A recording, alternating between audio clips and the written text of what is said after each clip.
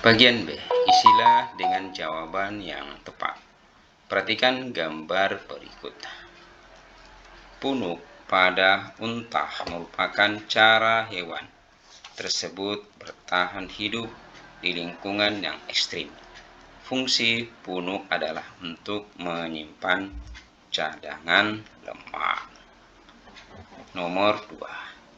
Sistem yang bertugas mengatur kerja semua bagian tubuh adalah sistem saraf. Nomor 3.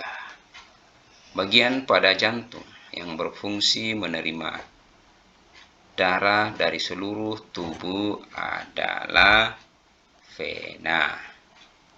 Selanjutnya, nomor 4. Perhatikan gambar berikut. Energi yang dihasilkan oleh benda-benda yang menghasilkan panas seperti api unggun adalah energi termal.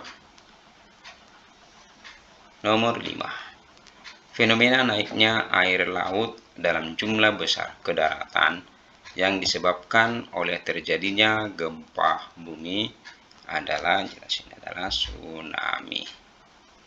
Nomor 6. Planet yang lintasannya paling dekat dengan matahari adalah Merkurius. Nomor 7. Apabila bumi, bulan, dan matahari terletak pada satu garis lurus, maka akan terjadi gerhana matahari. Nomor 8. Perhatikan gambar berikut. Bangsa Indonesia resmi dianggap sebagai negara yang merdeka setelah dibacakannya teks proklamasi.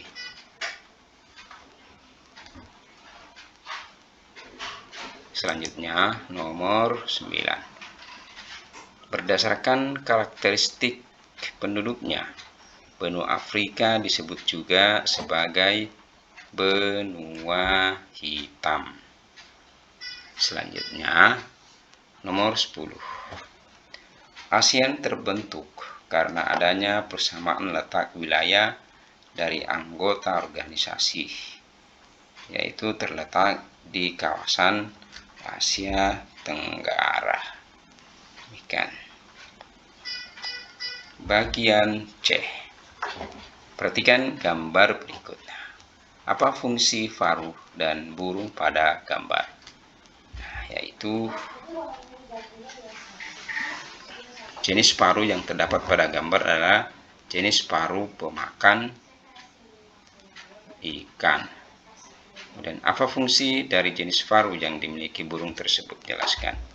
Yaitu fungsi dari paruh panjang dan berkantong besar pada bagian bawahnya adalah untuk menyimpan makanan dan menangkap ikan pada tempat berair seperti danau atau pantai. Selanjutnya, nomor 2. Apakah perbedaan antara peredaran darah besar dan peredaran darah kecil? Jelaskan. Pada peredaran darah besar, darah mengalir dari jantung ke seluruh tubuh, lalu kembali ke jantung. Nah, itu prosesnya dari jantung atau bilik kiri, kemudian aorta, arteri, kapiler seluruh tubuh, kemudian vena atas dan bawah, lalu ke serambi kanan, jantung bagian serambi kanan. Sedangkan peredaran darah kecil yaitu darah mengalir dari jantung ke paru-paru lalu kembali ke jantung atau jantung serambi kiri. Nah, ini prosesnya jantung baru ke arteri paru-paru, baru paru-paru, baru vena paru-paru, baru ke jantung atau serambi kiri. Selanjutnya, nomor 3. Bagaimana proses terjadinya gerhana matahari? Jelaskan. Nah, gerhana matahari terjadi ketika bumi, bulan, dan matahari terletak pada satu garis lurus. Nah, ini sebenarnya sampai sini aja bisa.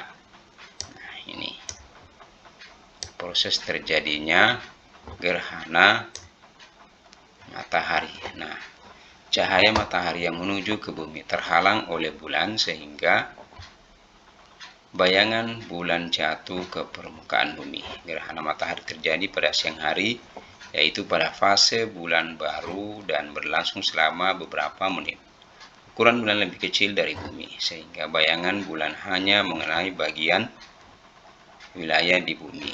Oleh karena itu, gerhana matahari tidak terjadi di seluruh tempat di permukaan bumi. Nah, jadi ini intinya ini. Nah,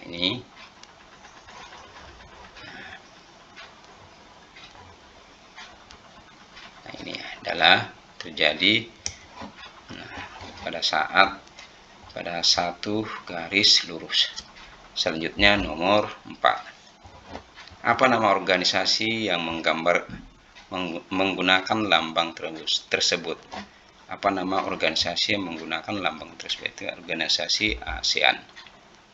Apa latar belakang terbentuknya organisasi tersebut? Yaitu adanya persamaan wilayah, persamaan nasib, dan persamaan sosial budaya, serta persamaan keinginan untuk menciptakan kawasan Asia Tenggara yang aman, damai, stabil, dan sejahtera. Nah, ini adalah latar belakang terbentuknya organisasi ASEAN, karena ini adanya persamaan letak wilayah, senasib, sosial budaya, dan keinginan.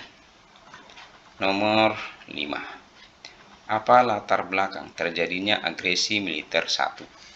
Jelaskan.